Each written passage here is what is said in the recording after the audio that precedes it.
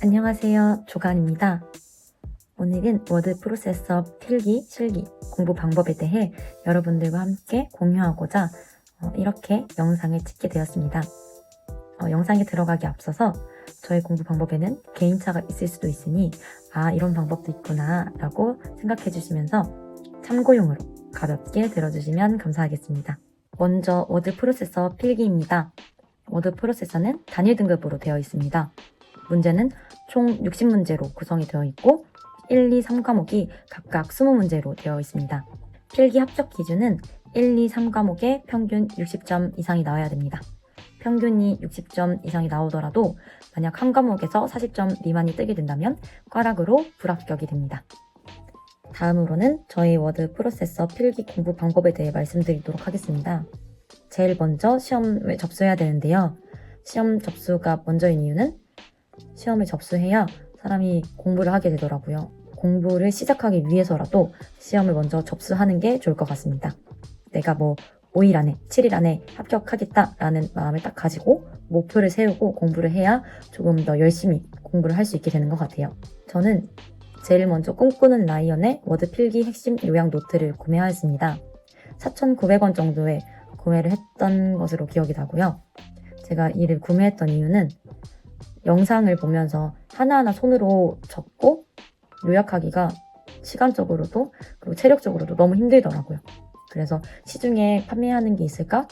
나와 있는 건 뭘까? 라고 이제 고민하고 찾던 도중에 이 요약 노트가 가장 깔끔하고 중요한 부분도 체크되어 있어서 이로 구매하게 되었습니다. 다음으로는 독고리 선생님의 워드 프로세서 필기 요약 개념 강의를 들었습니다. 1과목은 60분, 2과목과 3과목은 80분으로 구성이 되어 있고요. 저는 총 이틀에 걸쳐서 다 들었습니다. 개념 강의는 빨리빨리 들어주는 걸 추천드립니다. 영상을 보면서 핵심 노트에 빠져있는 부분은 무엇인지, 중요한 부분은 무엇인지 스스로 체크하고 추가해가면서 정리를 하는 게 중요하다고 생각이 들어요. 여기서 나아가서 신화공의 2023 핵심 워드 프로세서 필기 기출 문제집이 있는데요. 이를 다운받고 여기 요약 노트랑 다른 점은 무엇이고 빠져있거나 새로 추가된 건 무엇인지 이런 걸 한 번 더 확인하면서 요약 노트에 추가로 정리를 해주었습니다. 제가 이렇게 요약 노트를 추가해서 정리하는 이유는 저만의 하나의 단권화 노트를 만드는 게 중요하다고 생각을 했기 때문입니다. 그래서 시험장에 가더라도 이거 하나만 가져간다. 나는 이거 하나로 필기를 끝내겠다. 라는 마음을 조금 가졌던 것 같습니다. 그 다음으로는 문제풀이인데요. 신화공의 상시 워드 프로세서 필기 2024 상시 1, 2, 3, 4 4회를 다운받았습니다. 그리고 나머지는 무료 사이트인 영진.com CBT 온라인 모의고사 사이트를 이용하였습니다. 여기서 2023, 2022 이렇게 원하는 연도의 문제를 풀 수가 있고요. 이는 다운이 되는지는 사실 잘 모르겠어요. 그렇지만 시험장과 똑같이 전자로 시험을 볼 수 있으니 조금 익숙해지는데 도움이 되고 또한 해설이 같이 나옵니다. 꼭 문제를 풀지 않아도 채점하기 버튼을 누르고 해설 보기를 눌러서 그 해설만 보는 것도 가장 큰 도움이 됩니다. 문제를 풀면서 오답 정리를 하고 그러다 보면 중요한 게 뭔지 좀 눈에 보이게 되거든요. 그런 것들은 기존에 우리가 요약 노트에 정리했던 것처럼 한 번 더 중요한 부분은 무엇인지 내가 잘 못 외우는 부분은 무엇인지 체크를 해주면 좋습니다. 이렇게 필기 준비를 하고 필기 접수한 날에 시험을 보면 그 다음날 아침 10시에 시험 결과가 나오게 됩니다. 저는 63점으로 시험을 통과할 수 있었습니다. 시험 준비 기간은 총 5일이었고 하루 이틀은 영상을 보는데 시간을 썼고요. 나머지 3일은 문제 푸는 데 집중을 했습니다.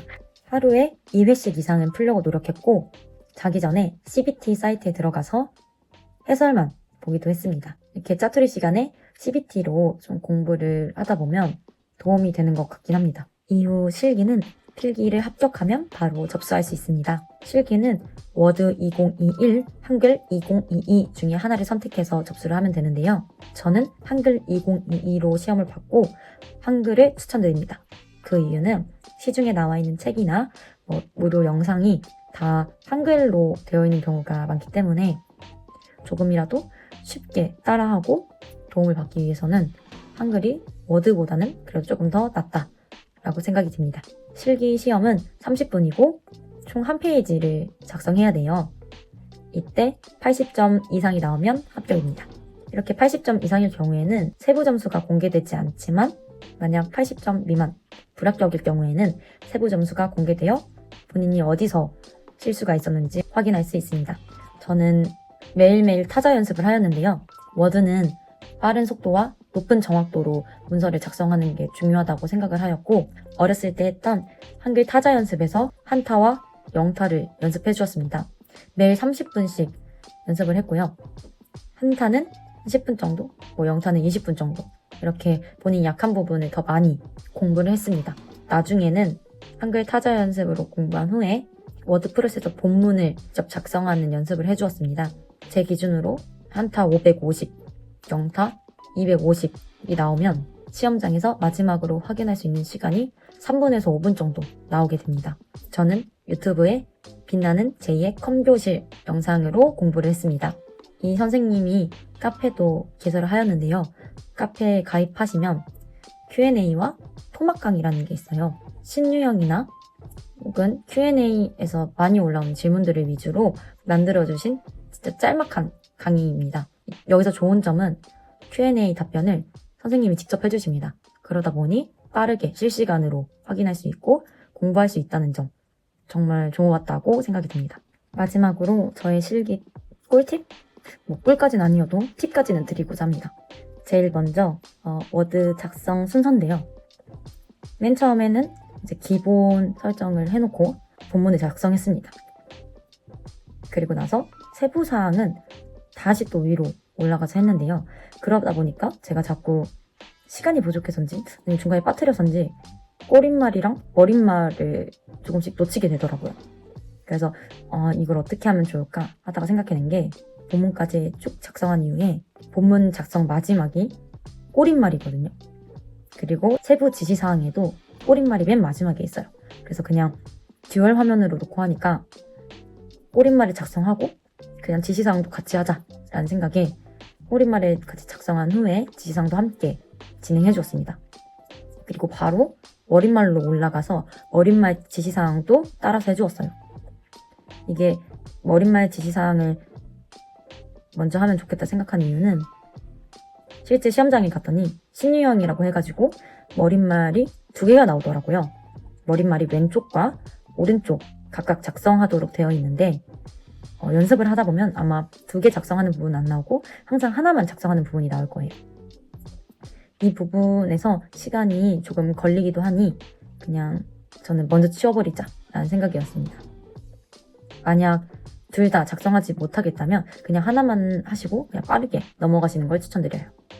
그 다음으로는 연습 시간을 30분이 아닌 28분, 27분, 마지막에는 25분까지 줄이면서 공부를 했습니다. 실제 시험처럼 30분에 맞춰서 하게 되면 제 자신이 조금 늘어지게 되더라고요. 그리고 실제 시험장에서는 본인이 쓰던 키보드랑 이런 마우스가 아니기 때문에 안 맞는 경우도 있고 그리고 문제가 어려워지게 되면 시간이 많이 소요가 되기 때문에 그런 시간을 조금이라도 줄이고자 이렇게 실제 연습을 25분, 28분 줄여서 했던 것 같습니다. 다음으로는 타자 소리 ASMR인데요. 많은 후기 영상이나 블로그에서 이게 정말 좋다 라고 말씀해 주셔도 그렇게 큰 도움이 될까 싶었는데 실제 시험장에서는 소리가 너무 커요. 제가 시험을 총 2번 봤거든요. 근데 첫 시험 때 완석으로 시험을 봤는데 타자 소리가 정말 장난이 없더라고요. 그러다 보니 초반엔 조금 당황도 했지만 그래도 하루 전이랑 당일에 좀 ASMR을 듣고 갔기 때문에 만약에 여러분들이 미리 좀 들으시면서 연습을 하신다면 실제에서는 당황하지 않고 잘 해낼 것 같습니다. 시험 전날이라도 한번 들으면서 연습을 하는 걸 추천드립니다. 그리고 이건 실제로 제가 집에서 연습했을 때 사용했던 키보드인데요. 연습할 때는 이 키보드 뒤쪽에 이 높이 조절하는 거를 올리고 연습을 했어요.